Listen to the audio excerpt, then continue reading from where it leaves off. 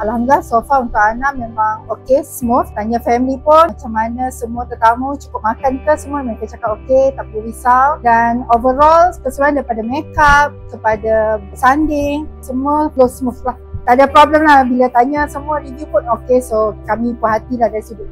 Actually kami tak briefing sangat pun tau. Masa siap makeup tadi kena buat apa ya? Kita pun ikut floor je, floor manager pun dah tu semua. So macam floor manager sangat membantu kami lah. Arah step by step tu okey lah. Satu kalau Ana konsep macam rumah Ana sendiri pun rumah kayu, kita orang memang suka klasikal Melayu gitu. Kena dengan kami. Dan kami pula memang nak warna gini dengan sesimpel mungkin kalau boleh. Macam tak perlu fikir sangat lah.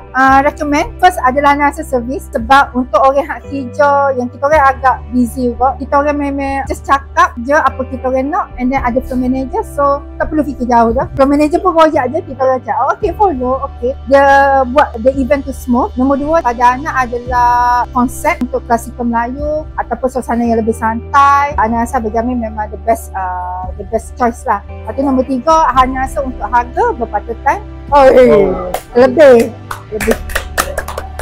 Lebih Syarab Abang Jamil, syarab.